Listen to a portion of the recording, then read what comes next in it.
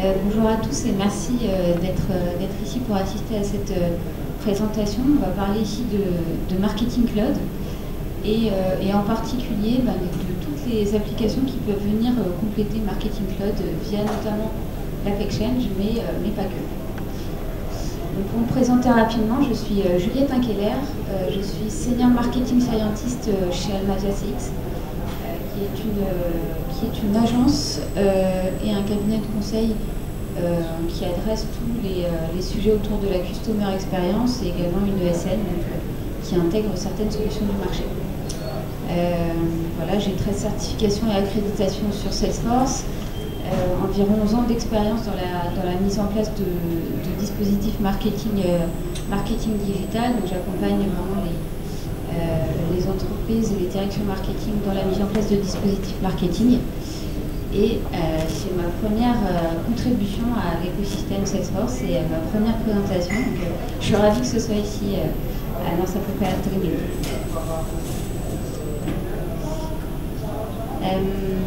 Donc, comme vous le savez, Marketing Cloud, c'est l'outil de marketing automation orienté B2C de Salesforce. C'est un des leaders du marché avec d'autres solutions, mais globalement, c'est un des leaders du marché. Ah, par contre, on n'a pas vu.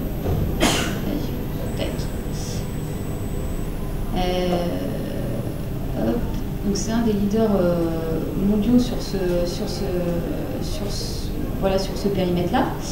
Mais néanmoins, Marketing Cloud n'est pas parfait, il ne peut pas adresser tous les cas d'usage en fonction des secteurs d'activité et aussi en fonction des cas d'usage rencontrés par les clients. Néanmoins, Marketing Cloud, c'est une plateforme qui est ouverte et qui permet à différents autres systèmes de pouvoir s'interfacer et de proposer justement des applications qui vont venir compléter ce que propose déjà Marketing Cloud.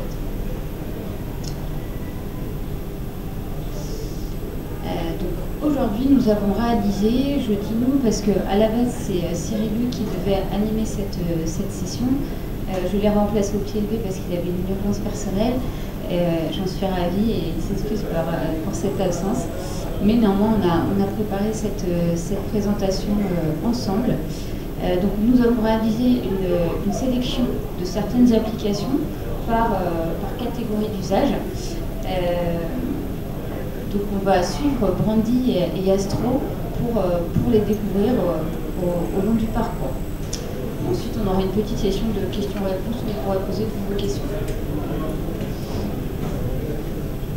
Donc on va commencer par le thème, la thématique de la segmentation, parce que tout simplement les données et les sources de données sont de plus en plus nombreuses.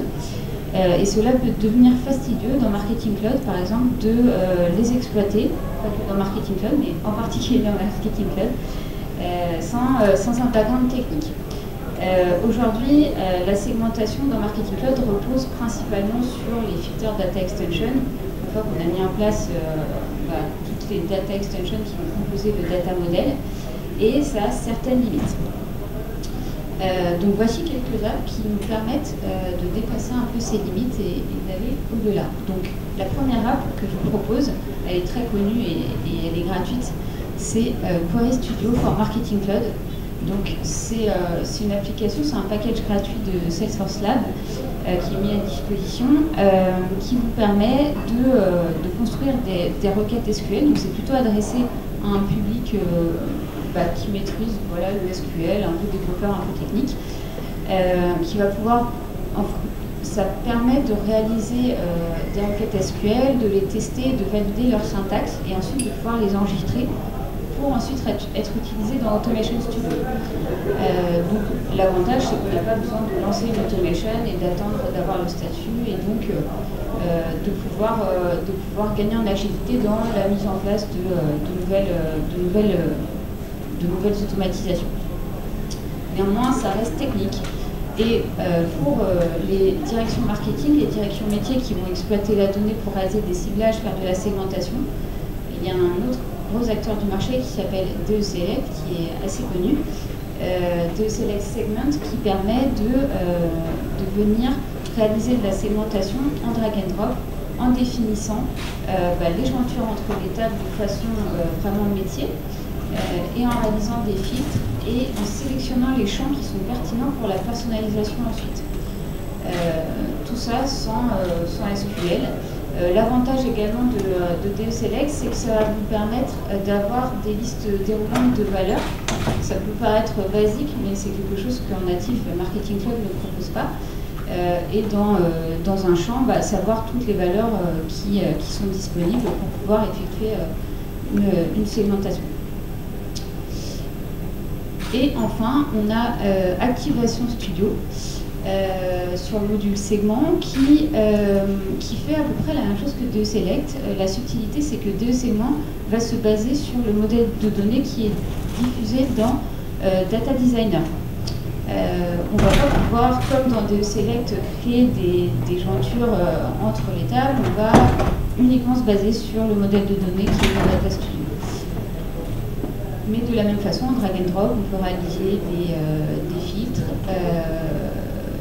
On a les listes de valeurs et la particularité, c'est que on va avoir une bibliothèque de segments et sur cette bibliothèque de segments, on va avoir des insights qui vont dire sur ce segment, on a environ tant de taux d'ouverture, tant de taux de clic, tant de désabonnements, etc.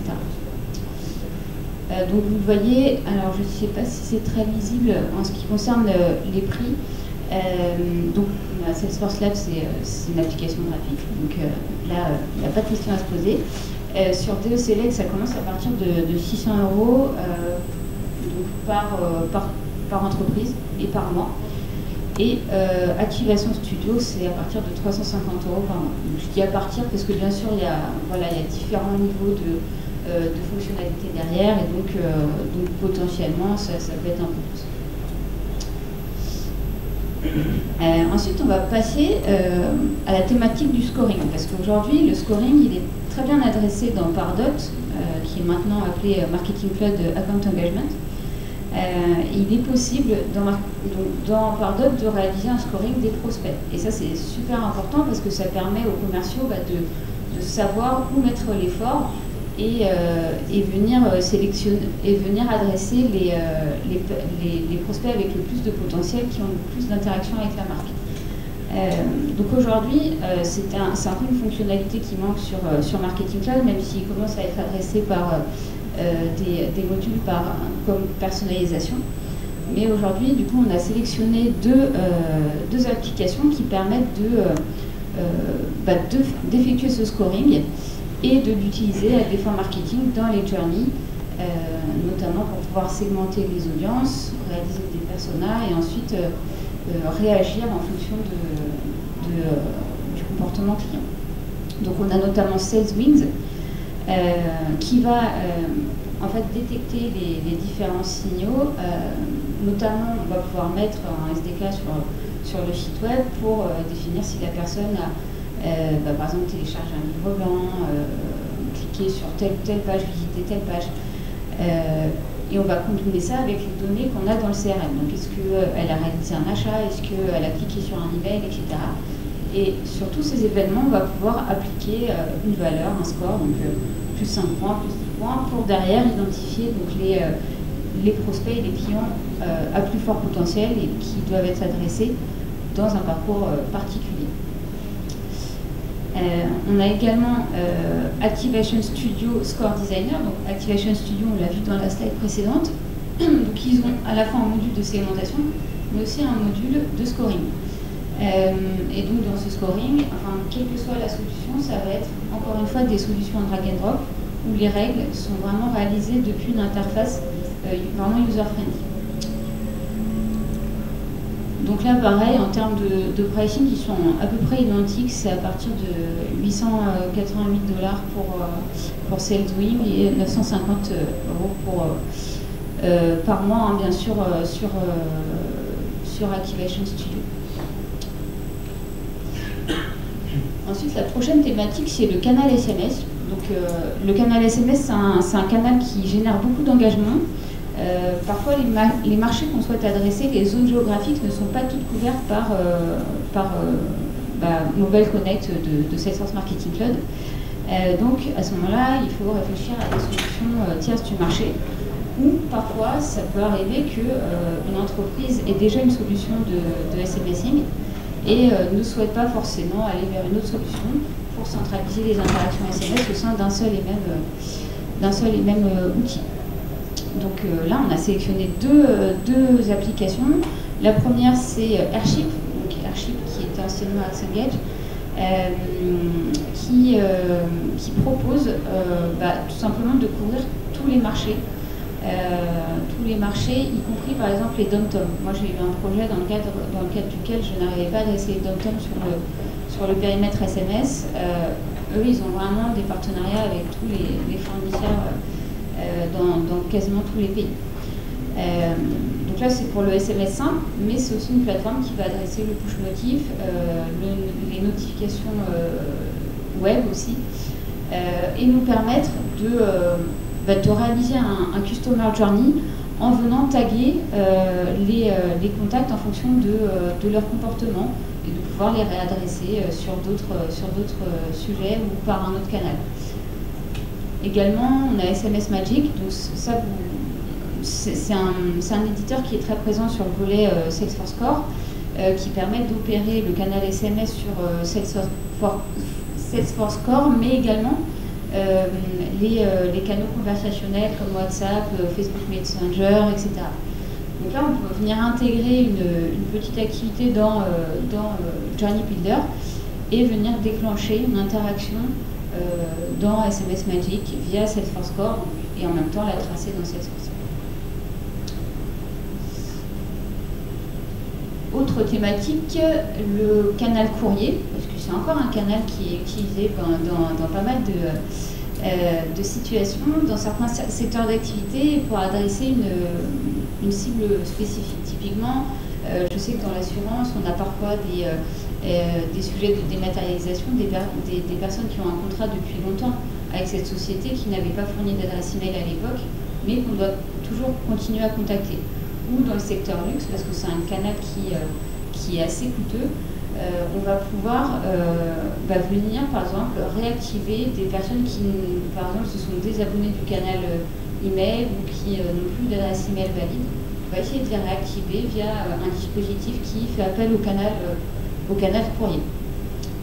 Et là, on a sélectionné deux prestataires qui sont Optilis, qui est un éditeur européen. Donc c'est important aussi cette notion parce qu'on sait qu'il y a des réglementations locales en vigueur et par exemple en Europe, c'est important que les données restent stockées en Europe. C'est intéressant, c'est pour ça qu'on a voulu le mettre en avant. Et ce qui est intéressant, c'est que c'est vraiment une intégration forte avec Marketing Cloud. Parfois, on a juste un flux de données. Là, on a vraiment une activité dans laquelle on va pouvoir venir concevoir le courrier et ensuite le personnaliser, faire même de l'A/B test et derrière ça envoie au routeur de courrier et bien sûr on a le retour qui remonte dans le cas où l'adresse par exemple sera invalide et que le courrier n'a pas pu être distribué.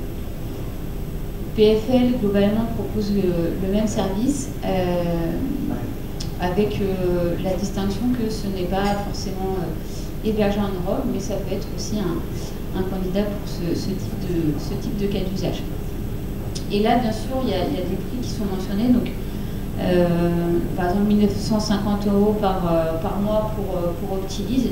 Il faut savoir que ça va dépendre, bien entendu, du nombre de courriers qui sont opérés et du coût du taux d'affranchissement LICA. Autre point, les vouchers. Donc, ça, c'est un élément important pour tracer les achats en physique qui ont comme source par exemple un emailing, qui ont vocation à fidéliser la clientèle. Donc là, on a sélectionné un Vouchers qui est opéré par Cesium. Donc Vouchers, ça va vous permettre donc, il faut savoir que dans Marketing Cloud, il y avait déjà une fonctionnalité de génération de vouchers et de burn de vouchers. Mais c'était une fonctionnalité qui était accessible que pour des profils un peu développeurs, dans le sens où il fallait faire de l'AMScript. Et là, grâce à cette application, ça permet vraiment aux directions marketing, sans avoir besoin d'une intégration particulière ou de notion de développement, de pouvoir générer des vouchers pour toute la cible, de les mettre à disposition via un bloc de contenu dans un email ou dans un SMS. Et dans le cas du canal email, on va pouvoir aussi le mettre sous forme de QR code, ce qui va un peu simplifier au moment du passage en caisse. Et derrière, on va avoir le monitoring, donc on va pouvoir visualiser combien de vouchers ont été burnés et l'évolution. Autre point, les calendriers. Donc là, on est sur de l'événement. C'est parfois un peu fastidieux d'ajouter, d'avoir un bouton ajouté au calendrier, même si ça peut paraître très basique. Ça l'aide. Donc là, les cas d'usage adressés, c'est vraiment identifier les temps forts de la marque et envoyer des rappels pour certains événements comme des promos, des offres promotionnelles, des soldes, ou ça peut être tout simplement des événements type webinar, type événement comme ici en présentiel. Donc là, on a à nouveau CGM qui se positionne avec Calendar pour SFMC. Donc là, l'idée, c'est simplement de définir quelles sont les caractéristiques de l'événement, le lieu, l'heure, etc. Et derrière, ça va venir générer des blocs de contenu avec les boutons qui seront compatibles avec toutes les messageries, Outlook, Gmail, etc. C'est intéressant parce qu'on peut à la fois envoyer des événements qui sont publics, mais aussi des événements en one-to-one. Donc ça, c'est la particularité et c'est ce qui rend l'application assez... qui la rend vraiment intéressante. Et dans le même genre, Rocket Calendar et Eventable font globalement la même chose, à la différence que Rocket Calendar, ça va permettre d'envoyer directement, non pas un email avec un bouton ajoute au calendrier, mais directement un événement en messagerie.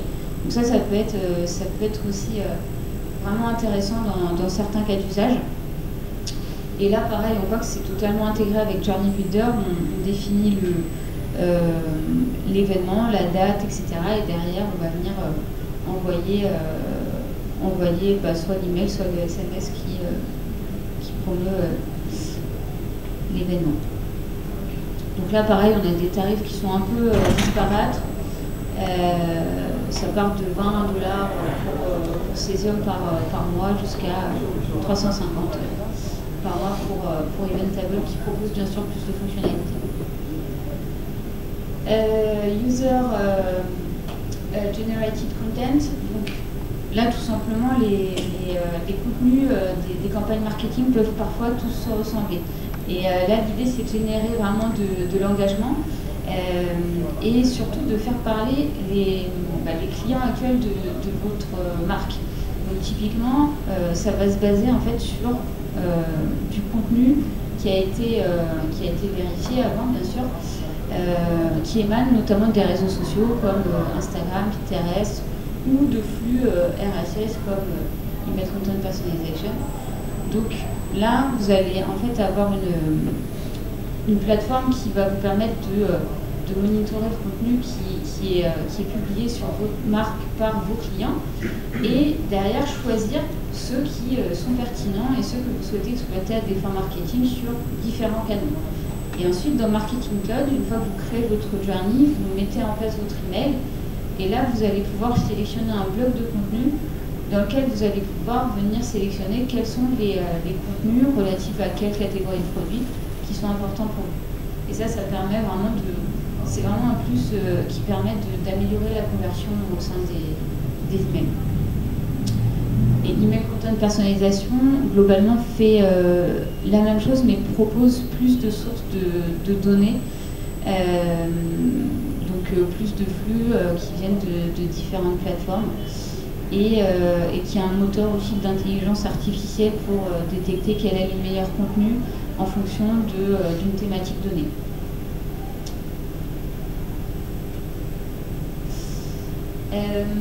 Maintenant, on va passer à la thématique vidéo, c'est l'avant-dernière. Il s'agit en fait ici d'intégrer au sein de l'email du contenu vidéo. Donc sur Payable, Ça va vraiment être du contenu. Au sein de Journey Builder, on va pouvoir intégrer un bloc de contenu qui est une vidéo. Alors là, il faut faire attention à la compatibilité avec les différents clients mail, mais globalement, ça couvre ça fonctionne avec tous les clients mail, sauf Outlook 2007 et 2007. Voilà, ça permet directement depuis l'email de jouer la vidéo et donc de créer du contenu engageant.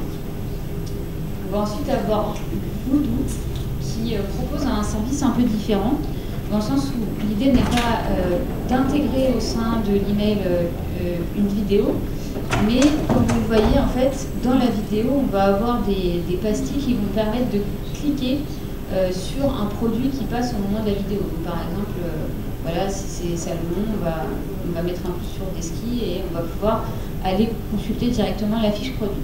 Donc là, l'idée, c'est pas, cette techno, elle n'est pas forcément supportée par tous les clients mail, mais ça peut être, après un clic sur un bouton, rediriger vers une landing page avec cette vidéo et ensuite de remonter à Salesforce Marketing Cloud qui a cliqué sur quel bouton et donc de pouvoir injecter ces données de retour dans Journey Builder pour alimenter la suite du parcours.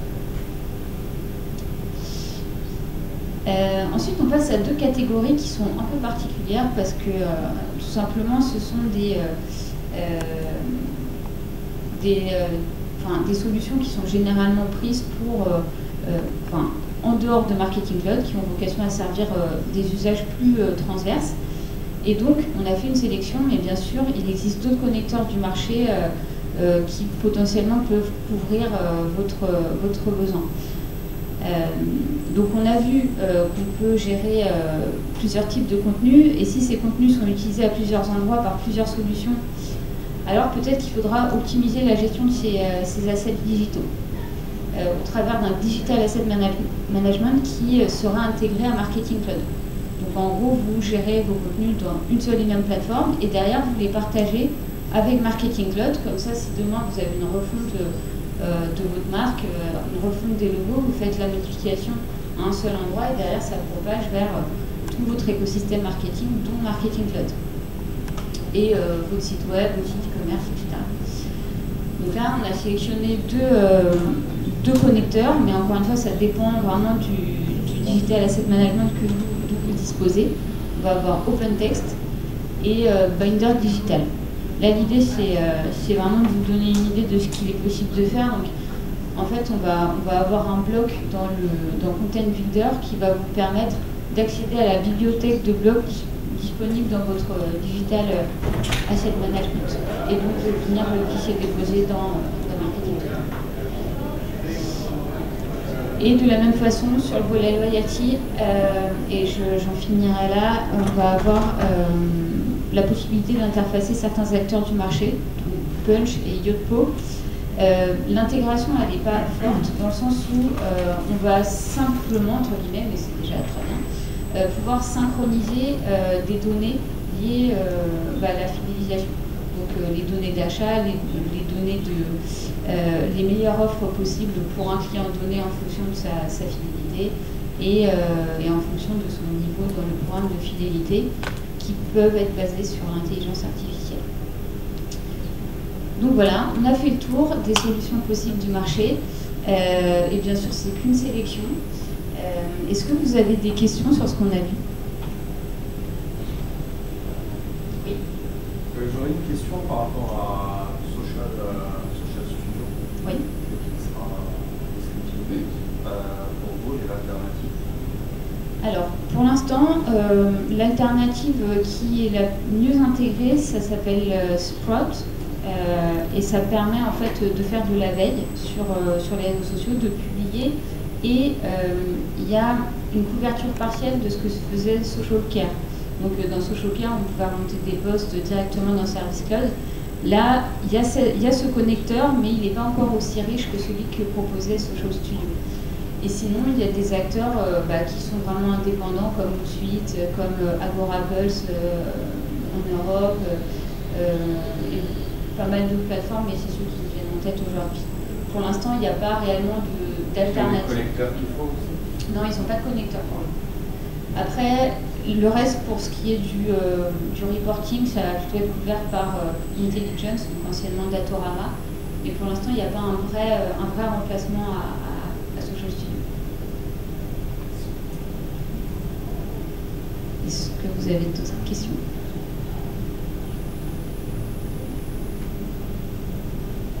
Non. Bah écoutez, je vous remercie beaucoup pour votre écoute.